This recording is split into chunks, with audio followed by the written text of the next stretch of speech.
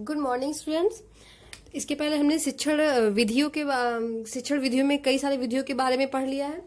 जैसे कि इसमें हमने आगमन निगमन विधि पढ़ा है, संश्लेषण विश्लेषण विधि पढ़ा है, और इसमें एक्सपेरिमेंटल विधि मेथड पढ़ा है, और ह्यूरिस्टिक मेथड भी खत्म हो गया है। तो आज हम शुरू करते हैं एक नई विधि फिर से, और उसके बारे में कुछ नया जानते हैं। और आज की हमारा मेथड क्या है? प्रोजेक्ट मेथड, जिसको आप लोग सुने भी होंगे, और आप लोग में से कितने लोग तो इसको प्रोजेक्ट पे मतलब काम भी किए होंगे, बनाए भी होंगे अपने क्लासेस में, या फिर ये अपने घर के छोटे जो भाई बहन है उनको बनवाए भी होंगे प्रोजेक्ट। ठीक है, तो यहाँ पे प्रोजेक्ट में अब शुरू करते हैं हम कि ये आखिर प्रोजेक्ट है क्या, आया कहाँ से। ठीक है, तो ये जो प्रोजेक्ट मेथड है हमारी शिक्षण विधि की काफी नवीन विधि है। ये और विधियों की अपेक्षा काफी नवीन विधि है। ये अभी इसको जो है, इसके जो जन्मदाता है वो है किलपैट्रिक है इसके जन्मदाता। देखिए, किलपैट्रिक जो है इस प्रोजेक्ट मेथड को, यानी प्रोजेक्ट को कहाँ से लाए, इनके बारे में मतलब ये जाने कैसे कि प्रोजेक्ट होता क्या है, इसका शिक्षण में क्या योगदान हो सकता है, या शिक्षण में नया क्या कर सकता है। ये इनको अपने गुरु डीवी से मिला। आपने नाम सुना होगा फिलॉसफी में, जॉन डीवी। इनका पूरा नाम है जॉन डीवी। और ये जो है किसके? प्रयोजनवाद। आप प्रयोजन फिलॉसफी में पढ़े होंगे। प्रयोजनवाद होता है, प्रैग्मेटिज्म होता है, प्रयोजनवाद।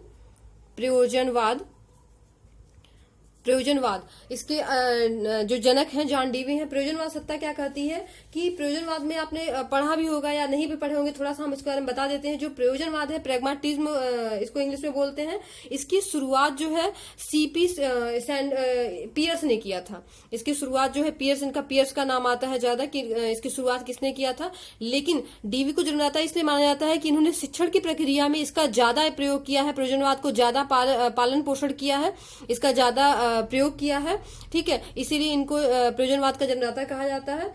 और यह जो है इसमें जो शिक्षण विधि है मेन, इन्होंने रखा था प्रयोजनवाद को कि आओ करके सीखे। इसमें जो है इन्होंने बताया था कि आओ करके सीखे। आप इसके पहले पढ़े होंगे कि करके सीखने पर बल दिया जाता है, लेकिन इसमें क्या है? आओ करके सीखे। और इसमें सबसे अधिक मेन बात यह है कि जो प्रयोजनवाद था वो कभी भी जो पहले से निर्धारित कोई भी शिक्षण उद्देश्य हो, जो पहले से बनी आ रही है, पहले से जो परंपराओं में चली आ रही है, चाहे शिक्षण विधि हो या फिर पाठ्यक्रम हो या फिर कोई शिक्षण उद्देश्य हो, उसको एक्सेप्ट नहीं करता है। ठीक है, इतना क्लियर हुआ। यानी जो प्रयोजनवाद है वो पहले से निर्धारित किसी भी चीज को एक्सेप्ट नहीं करता, चाहे वो शिक्षण उद्देश्य हो, ठीक है, या फिर शिक्षण विधि हो, या फिर इसमें पाठ्यक्रम हो, ये किसी को भी एक्सेप्ट नहीं करता है। यानी कि इसका मतलब ये होता है कि यह क्या है? एक परिवर्तनशील सत्ता है। यानी कि जो प्रयोजनवाद है वो क्या है? परिवर्तनशील सत्ता है। ये इंपॉर्टेंट है। इसका जो है क्वेश्चन में आ चुका है, नेट के क्वेश्चन में आ चुका है कि जो प्रयोजनवाद है वो कैसा है, यानी कि परिवर्तनशील सत्ता है। और इन्हीं से प्रभावित होकर इनके जो शिष्य है किलपैट्रिक ने प्रोजेक्ट मेथड का यूज किया शिक्षण विधि में। यानी अब आप समझ गए होंगे जो प्रोजेक्ट मेथड है वो चूंकि परिवर्तनशील सत्ता था जो प्रयोजनवाद, तो यानी इसी से निर्धारित, इसी से वो मोटिवेट होकर उन्होंने प्रोजेक्ट मेथड का स्टार्ट किया, प्रोजेक्ट मेथड की शुरुआत किया। यानी इस पे कहीं ना कहीं परिवर्तनशील जरूर होगा, ये भी परिवर्तनशील होगा, यानी ये भी परिवर्तन पर क्या फोकस करता होगा। और सबसे मेन बात है ये सामाजिकता पे अधिक बल दिया गया है इसमें। मतलब बच्चों में जो है सामाजिकता का विकास अधिक से अधिक हो सकता है या हो सके इसके माध्यम से, प्रोजेक्ट के माध्यम से। इसमें क्या होता है, जब शिक्षण विधि के अंतर्गत यानी टीचिंग मेथड के अंतर्गत रखते हैं तो बच्चों के सामने उनके जीवन से संबंधित समस्याओं को रखते हैं। उनके जो लाइफ होता है, जो स्टूडेंट होते हैं, उनके जो लाइफ से संबंधित जो भी समस्याएं होती हैं उनको उनके सामने, बच्चों के सामने रखा जाता है। और वो भी किस में? वास्तविक रूप में रखा जाता है। ठीक है, वास्तविक रूप में रखा जाता है। अब देखिए ये कैसे इससे जुड़ रहा है, क्योंकि परिवर्तनशील इसीलिए क्योंकि जब कोई भी स्टूडेंट होगा, स्टूडेंट या कोई भी इंसान ही हुआ, कोई मनुष्य हुआ, उसकी लाइफ जो है क्या स्थिर तो नहीं होती है। समय समय पर उसमें कुछ ना कुछ परिवर्तन होते रहते हैं। और जब परिवर्तन हो रहा है तो जो हमारे सामने समस्याएं आती हैं तो वो भी कई तरह की आती हैं, हमेशा एक जैसे नहीं होती हैं।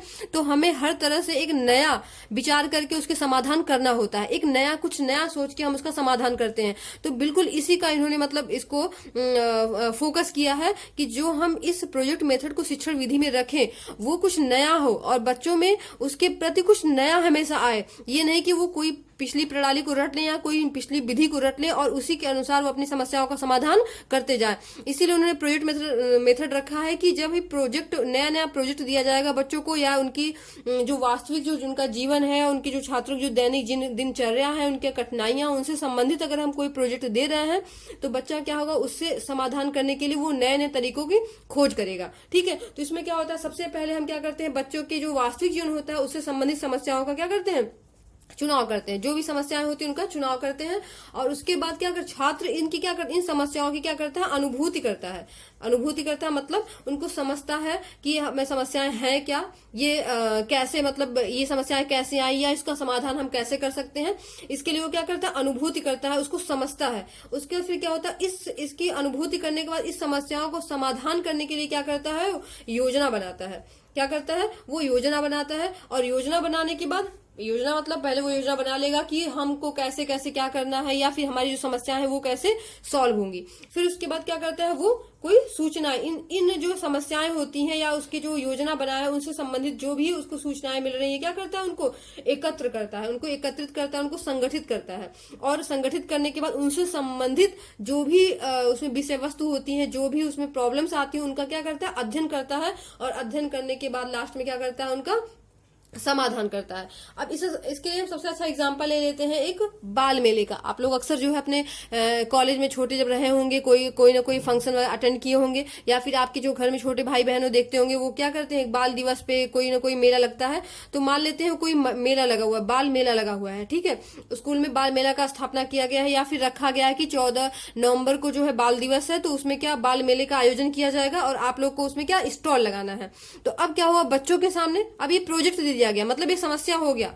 अब देखिए समस्या, अब आप कहेंगे वास्तविक जीवन से, ये बिल्कुल उनके वास्तविक जीवन से होगा, क्योंकि आज वो बाल मेले का आयोजन कर रहे हैं, उनके घर में फिर धीरे धीरे उनके घर में कोई फंक्शन हुआ तो उसके लिए भी वो एक नया तरीका सोचेंगे कि हमने अपने स्कूल में ऐसी व्यवस्थाएं अरेंज की हैं, हमने अपने स्कूल में इस तरह से हमने अरेंजमेंट किया था, बहुत अच्छा हुआ था, या फिर उसमें क्या कमियां रही थी, उसमें अपने घर पे अगर ऐसा कुछ हुआ तो हम उसमें ऐसा नहीं करेंगे, या उसमें ये कमी रह गई तो उस कमियों को हम इस तरह से दूर कर सकते हैं। तो अब वो बाल मेले से ये सब कुछ समस्याओं को सीखेगा या जो भी उसकी त्रुटियां होंगी सीखेगा। तो बाल मेले में क्या होगा, मान लीजिए वो स्टॉल लगाना है तो पहले तो वो चूज करेगा कि हम इसमें किस किस सामान को रखें, मतलब इस स्टॉल में हम क्या क्या सामान को रखें। ठीक है, अब इस सामान की व्यवस्था, मतलब ये जो सामान रखेगा उनकी व्यवस्था हम कैसे करें, मतलब कहाँ जाए, सामान हमें कहाँ मिलेगा, क्या रखें, इसमें बुक्स रखें या टॉफी रखें या फिर कोई चॉकलेट्स की दुकान या फिर कोई और खाने पीने के स्टॉल लगाएं या फिर कुछ और एक्स्ट्रा कुछ हो सकता है। ठीक है, तो उनकी व्यवस्था हम कैसे करें। व्यवस्था करने के लिए मतलब कुछ ना कुछ व्यवस्था, पहली बात तो इसमें धन की आवश्यकता होगी, तो धन का अरेंजमेंट कैसे करें, और धन के साथ साथ इसमें कौन कौन हमारे साथ होंगे, कौन कौन हमारे दोस्त हैं, कौन कौन अच्छे स्टूडेंट्स हैं, उनके बारे में सोचेगा, कौन हमारे ग्रुप में किससे हमारे तालमेल अच्छी होती है, तो उनकी व्यवस्था वहां पे करेगा, तभी तो उनके साथ वो व्यवस्थाओं को, अपने जो भी सामान की व्यवस्था है उसको हम बांटेगा कि चलिए ठीक है, मतलब ऐसे ऐसे करना है और आपको ये लाना है, आपको वो लाना है। ठीक है, इसके साथ साथ भी फिर वो जिम्मेदारी देगा किसको बेचेगा कौन, ठीक है, बेचना या फिर खरीदना। ठीक है, खरीदना मतलब इसको मार्केट से लेके कौन आएगा, फिर यहाँ बेचने के लिए किसको हम जिम्मेदारी दें कि जो इसकी जिम्मेदारी को अच्छी तरह से निभा ले, या फिर लास्ट जब तक ये मेले का आयोजन या मेले का समापन न हो जाए तब तक जो है इसकी सारी अच्छी तरह से मेंटेनेंस बना रहे।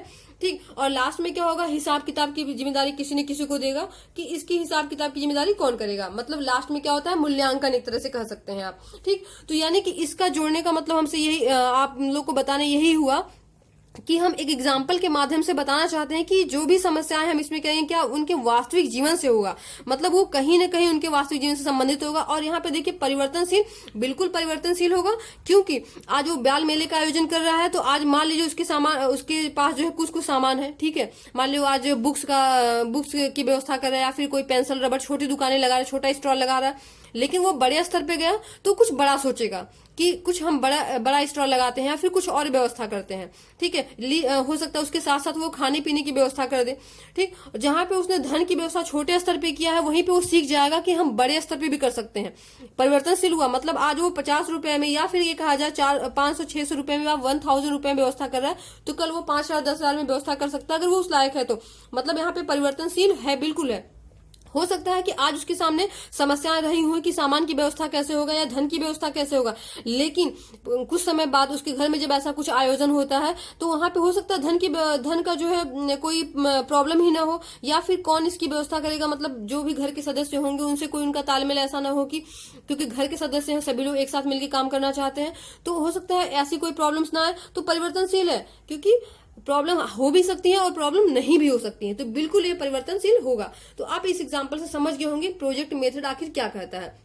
ठीक है, यानी कि बालक जो है इसमें स्वाभाविक रूप से इच्छुक होता है, मतलब उसको इस तरह से उसके सामने समस्याएं रखी जाती हैं कि वो स्वाभाविक रूप से खुद ही मतलब वो इच्छुक हो जाता है, उसको मजा आता है और उसको इंटरेस्ट होता है कि हाँ मेले लगाने में या फिर कोई आयोजन करने में हमें कितना मजा आने वाला है।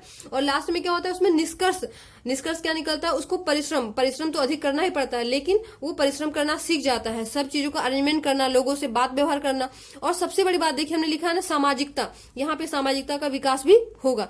कैसे होगा, क्योंकि देखिए जब वो 10 छात्रों को अपनी टोली में रखेगा तो 10 लोग के साथ उसे कैसे बिहेव करना है, कैसे सबको लेके चलना है कि कोई गुस्सा ना हो, कोई कुछ उसमें प्रॉब्लम क्रिएट ना कर दे, इस तरह से उसके अंदर सामाजिकता का विकास भी हो जाएगा। और इसके साथ साथ जितने बच्चे रहेंगे उन सभी को एक तरह से ये क्या प्रोजेक्ट मेथड की सहायता से, प्रोजेक्ट विधि की सहायता से सभी एक नवीन ज्ञान की क्या करेंगे, प्राप्ति करेंगे, और सभी उस समस्याओं से जूझेंगे और उसके समाधान के लिए नए नई योजनाएं बनाएंगे, अपनी सूचनाएं देंगे। ठीक है, और लास्ट में क्या करेंगे, मूल्यांकन करेंगे लास्ट में कि हमारा कितना अच्छा रहा या हमारे में क्या कमियां रही, हम उसको किस तरह से कर पाए, या फिर उसमें आगे हम उसमें क्या अच्छा कर सकते हैं। इसमें जो है सोपान भी आता है, जैसे कि सोपान में वही बिल्कुल सोपान होगा जो हम यहाँ पे बता चुके हैं, लेकिन अब चूंकि बुक्स की भाषा में कुछ अलग कह सकते हैं हम इसको। जैसे कि हमने पहले भी बताया था कि जब भी हम शिक्षण प्रक्रिया शुरू करते हैं, कोई भी शिक्षण प्रक्रिया शुरू करते हैं, सबसे पहले हमारे सामने क्या आती है, समस्या आती है। सबसे पहले हमारे सामने क्या आती है, समस्या,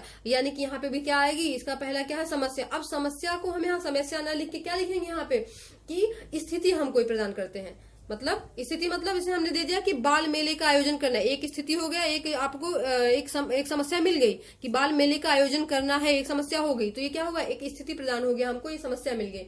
अब देखिए समस्या मिल गई, तो कभी कभी होता है कि बाल मेले का आयोजन करना है, स्टॉल लगाना है, तो स्टॉल के अलावा भी इसमें कई सारी चीजें होंगी ना, मतलब कभी तो ये होगा कि बुक्स का भी लगा सकते हैं, खाने पीने की चीज लगा सकते हैं, या फिर कोई देखने वाला, कोई कुटीर उद्योग वाला लगा सकते हैं, या फिर कोई एग्जीबिशन का भी उसमें यूज कर सकते हैं। तो समस्याएं में बहुत सारी समस्याएं आ सकती हैं, 4 5 10, मतलब इसमें से हम किसका स्टॉल लगाएं, ये समस्याएं हुई ना। अब बच्चा क्या करेगा, अगले स्टेप में क्या करेगा, इस समस्याओं में से क्या करेगा, एक चयन करेगा कि हम इनमें से किसको लेके आगे बढ़े। चयन करने के बाद फिर क्या आता है, इसका थर्ड स्टेप क्या आता है, इसको प्रोजेक्ट बनाना। ठीक है, यानी कि इसके बारे में वो क्या करेगा, इसका एक रूपरेखा बनाएगा, समझ रहे हैं, रूपरेखा बनाना एक तरह से कह सकते हैं, या प्रोजेक्ट बनाना, मतलब रूपरेखा बनाने का मतलब कि जब उसने चयन कर लिया तो अब वो रूपरेखा बनाएगा कि हम इसको कैसे आयोजन करें, क्या चीज कहाँ पे होगा, या फिर इसमें हम कितने धन की व्यवस्था करेंगे, या फिर हम कितने लोग रहेंगे, मतलब सारी व्यवस्था करेगा। और फिर इसके अगला स्टेप क्या हो जाएगा, क्रियान्वयन मतलब कि इसको जब हम क्या करेंगे, जब इसको हम क्रिया के रूप में लाएंगे, मतलब जब जिस दिन इसका आयोजन होगा वो क्या होगा वहां पे क्रियान्वयन, मतलब उसको हम क्या करेंगे, साक्षात स्वाभाविक रूप से सबके सामने समक्ष रखेंगे उसको। ठीक है, क्रियान्वयन। और जब वहां पे क्रियान्वयन हो जाएगा, लास्ट में हम फिर क्या करते हैं, मूल्यांकन करते हैं, मतलब जब मेला खत्म होता है, उसके मेला खत्म हो रहा है या फिर हो जाता है, लेकिन उसके पहले से ही मूल्यांकन शुरू हो जाता है। और कैसे, स्टार्टिंग से ही हम लोग देखने लगते हैं कि अरे उनका अच्छा है, उनमें ये चीज है, मतलब मेरे में ये चीज होना चाहिए। ठीक है, जाते जाते लास्ट में हम अपने निष्कर्ष में पहुंच जाते हैं, जब तक मेला खत्म नहीं होता है या खत्म हो जाता है, हम मूल्यांकन में पहुंच जाते हैं कि हमारे मूल्यांकन में कि ये सारी चीजें होनी चाहिए, या फिर हमारे अंदर ये कमी रह गई, या फिर हमें और अच्छे ढंग से कैसे कर सकते थे, ये मूल्यांकन हो गया। और सबसे लास्ट में क्या आता है, रिकॉर्ड रखना।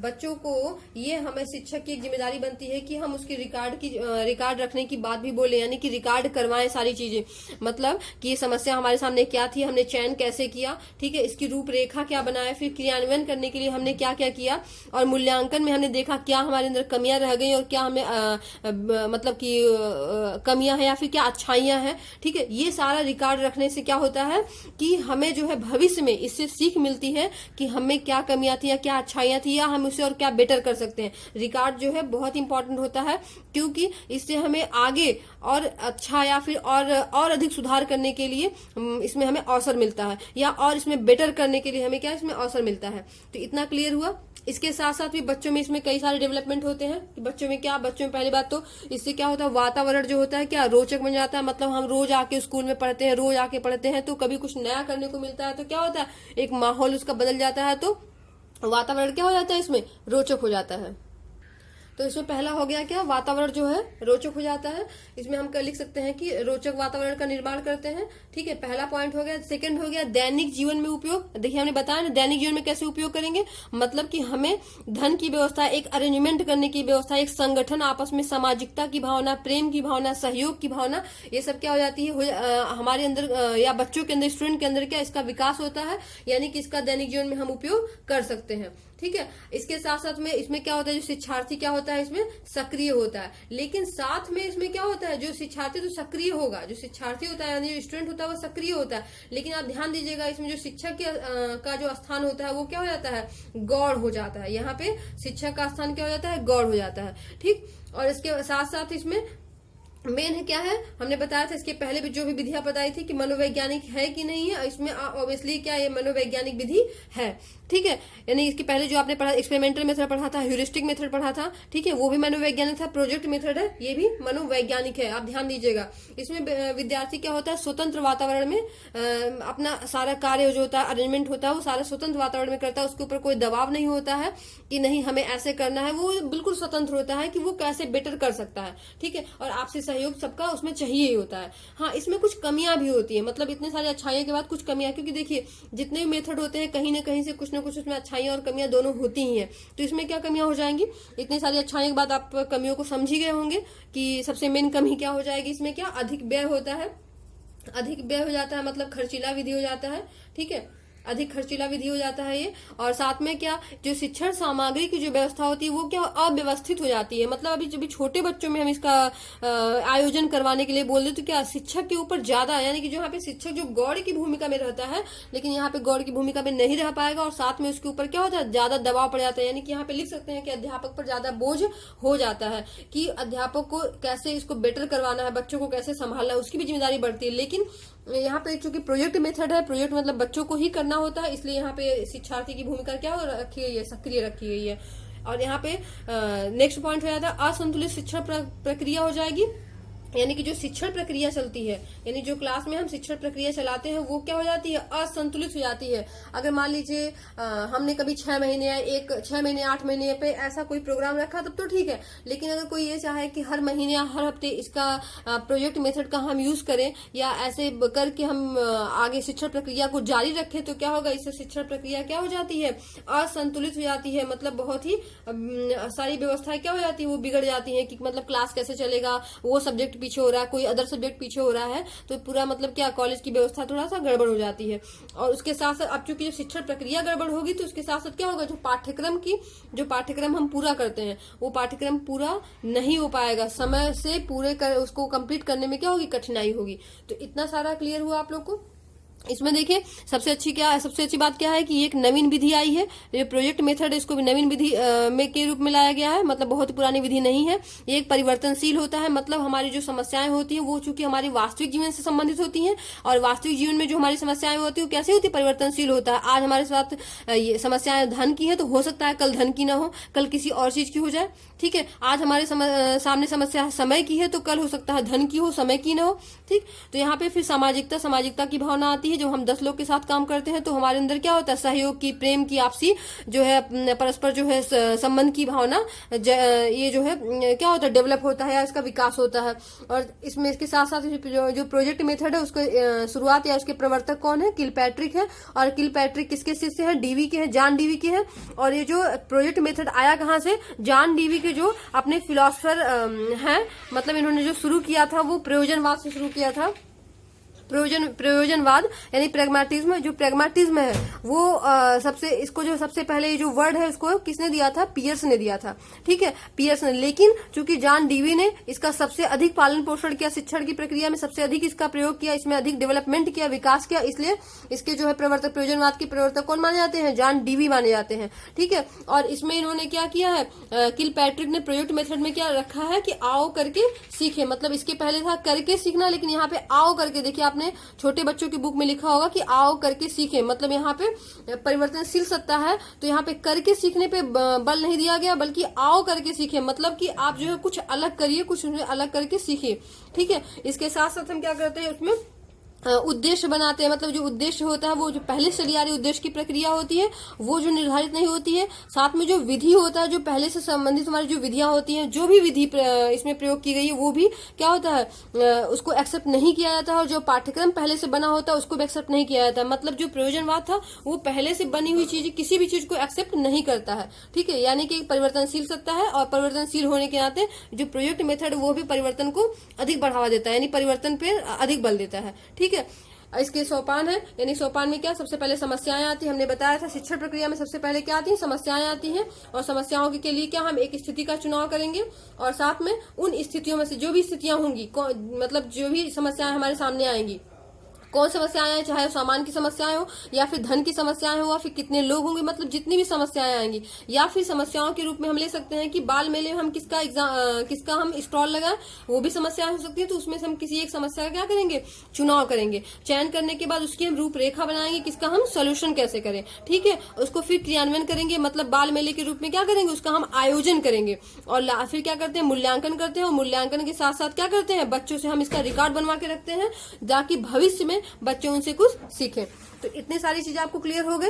इससे संबंधित आपको कुछ भी ऐसी प्रॉब्लम्स होगी तो आप जरूर से कमेंट बॉक्स में बताइएगा कि इसमें आपको क्या प्रॉब्लम्स आई है। इससे संबंधित बहुत सारे क्वेश्चंस आते हैं, अगर आपको कुछ समझ में नहीं आएगा तो आप बताइएगा, ठीक है। तो आज की क्लास यहाँ पे खत्म होती है, कल हम फिर कुछ नए मेथड में आपको बताएंगे जो कि काफी इंपॉर्टेंट है। Okay, thank you.